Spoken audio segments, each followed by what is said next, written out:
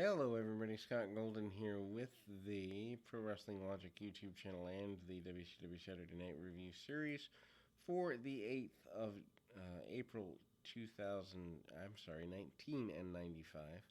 I can't imagine if WCW had lasted into the 2000s. In any event, as mentioned in earlier segments, this is a awkward time in WCW for a variety of reasons, not limited to the fact but I almost feel like they were in a hold pattern to some degree, waiting for Nitro. I don't know if Nitro had been discussed at this point, but it really feels like they were trying to stretch things out as far as they could. Um, anyway, as far as this channel is concerned, we have over 1,300 audios on a variety of topics: Mid South, WCCW, some WCW, some WWF, and all points in between, and modern stuff as well. So something for you to listen to. Like, subscribe, comment below, all that good stuff along the way. In any event, this particular edition of the program is once again focused primarily on Hulk Hogan and Randy Savage and kind of their teaming up together. We open with an enhancement match for one of their main talents at the time, which happens to, in this case, be Big Bubba. Big Bubba kind of transforming away from being the Guardian Angel, transforming away from being the boss man, and all points in between. Big Bubba returning basically to roots. He started with that gimmick, I believe, in 1980, late 85, early 86. I don't think it was 86. In the same territory. Then, of course, known as the NWA or Crockett Promotions. Anyway, he's wearing, the black and white shirt and all of that, with pants and the like. Roll up by the enhancement talent does not get him very far, but a couple of hard shots, and the boss man, or the Big Bubba at this point, manages to take a couple of shots under the chin, gets bounced around like a ping pong ball, and is not in a good space. Eventually, Bossman Bubba hits a couple of shots, and eventually the Bossman Slam, leading to the victory for him. And obviously, that's kind of useful in terms of leading things in a positive direction for him. We then move to a secondary enhancement style match, which obviously that is the big run of the day here. We haven't started with main matches here. Some roll ups for Tracy Smothers, among others, and or one of the Armstrongs. I mean, there's some brawling there, really basic stuff. Boss Man not happy with the disqualification or the act of disqualification. Talk of reinstating Ric Flair continues, and legal battle there. Obviously, Flair had been retired in the end of 1994. Not sure if the whole plan was the reinstatement gimmick from the beginning. Not really sure about that. If it was a horrible plan. Enhancement talent match for Ming, managed by Colonel Robert Parker. Of course, Ming is Haku in another life in the WWF, and I think there's value in that. Obviously, he is still to this day considered one of the toughest people in the history of wrestling. Punch, kick, chop, nerve hold, and the back kick by Ming leads him to the victory that he thinks is best. Colonel Robert Parker basically says he's going to win the championship eventually. There is talk of the use of the U.S. Championship Tournament. Not quite sure if that's been officially announced on this particular edition, but that's coming as we go into the summer months. Stars and Stripes, Bagwell and the Patriot. Bagwell been in the news as of late for having some personal issues, including reckless endangerment, driving while intoxicated, and other things. But here, babyface as can be, Stars and Stripes, his tag team with Del Wilkes, the Patriot.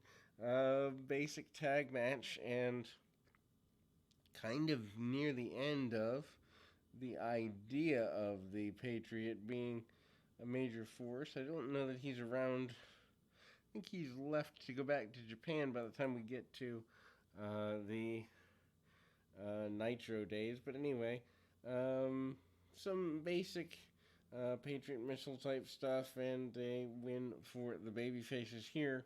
Of course, their former tag team champions, Bagwell, multi-time tag team champion at the time. He had not found himself as a major force, and then we go and we see Brian Pillman in an enhancement match tying up, I believe that's Bob Starr, and then we see him with a couple of hip tosses, drop kicks, and the like. Pillman back to babyface after the shortened run of the Hollywood Blondes, actually moving towards. Actually, James Earl Wright is the enhancement talent he's facing. Slingshot clothesline and a dropkick from the top by Pillman. Pillman, probably at this time, a wasted talent in the fact that they could have done a lot more with him and moved him into the main event deal. But Hulk Hogan, uncomfortable with that. Speaking of uncomfortable, the Nasty Boys enhancement talent days are temporarily over, for the minute anyway, as they get a shot at Harlem Heat. Harlem Heat and the Nasty Boys have been feuding for several months at this point, and Nasty Boys start with brawling, end up leading to a double team backdrop and other basic maneuvers. Tag off as the Harlem Heat tries to remain in control here, and hard shots there. And that's ultimately what is there in a basic way. Leaping forearm by one half of the Harlem Heat, and they, meaning all four guys, go to the brawling. The Nasty Boys take over and send them to the outside. Sister Sherry, even though she is a lady, is not acting like one, as she shoves one half of the Nasty Boys, and they chase after her pretty aggressively there. That is the continuation. Knobs with a duck and a power slam along the way, and attempting to gain a victory by any stretch of the imagination necessary. Sherry ducks in, ducks out, interferes, and the match is soon thereafter stopped, and the Nasty Boys are still on the hunt for the tag team championships, and they obviously want to be champions again. We go to, I believe, another enhancement challenge match soon thereafter, but they also are highlighted in a squash match here. Nasty Boys get a victory there. The highlights of the tag team war between the two of them. Nasty Boys really are majorly featured in this particular version of WCW at the time, early to mid 95,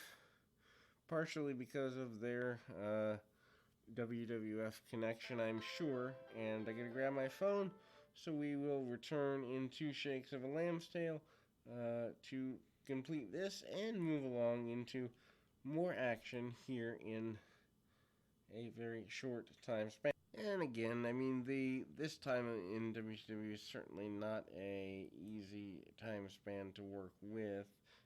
Hype for Hulk Hogan and Ric Flair again.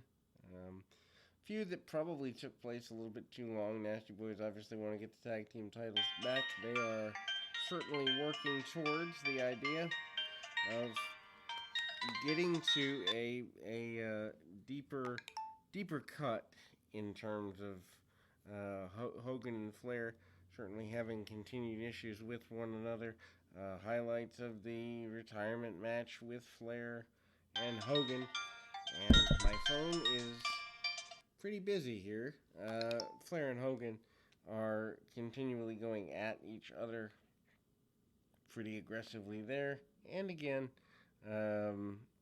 Jimmy Hart's involvement also highlighted Hogan needing a babyface manager. Doesn't exactly make sense to me at this time. But anyway, Vader with a couple of shots, and still continuing to move towards Vader and Hogan for the summer.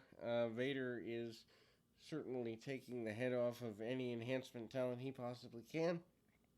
Pretty aggressive, assertive there, and he hits a clothesline and some power bombs. The idea Vader's downgrade after Hogan enters in the summer of '94 is pretty remarkable because he's having to fight his way back up from underneath after this time period. Vader still says he can take care of Hogan. At this point, I do not believe that Vader has, in fact, put Hogan down with a power bomb yet, but Vader promises he will again be the world champion, and that is certainly there as well. It's an interesting run because by this point, Vader is looking for something new to do indirectly. We go to what is a mock up of Buckingham Palace. We go there in an effort to see the knighting of Earl Robert Eaton, which is a goofy concept here at the time, without a doubt. And Regal manages to show his displeasure at trying to culture Bobby Eaton, who's running late in front of these important places. And they try to sit him down, make him have tea, make him show a certain level of decorum. And Regal is certainly trying to bring some culture in. We see William Regal reading the paper, and Regal finally does kind of anoint him in a directive way as Earl Robert Eaton over the next couple of weeks. The team itself makes sense. The way they went about it, not so much, but it's certainly it's there. It has a, I guess, decent approach to things, and certainly make things go in that general direction. Regal trying to civilize Bobby Eaton is one of the better comedy deals at the time for that run. And we can kind of take a look at that. Anyway, Steve Austin is here. Steve Austin is in the ring with Sting after aligning with Colonel Robert Parker. I think this is the original singles push that Austin was supposed to get roundabout the run of when Harley Race was going to be with him a year before. Sting and Austin could have been an interesting program had they gone and had Austin not gotten hurt in a good directive. Anyway, really basic match, but worth watching if you're interested in the wonder that is Steve Austin. Austin works the head for a couple of minutes, sloppy slingshot by Sting a few minutes later, and roll up by the Stinger and gets a near fall. And Sting tries to put Austin in the Stinger splash, doesn't get there right away.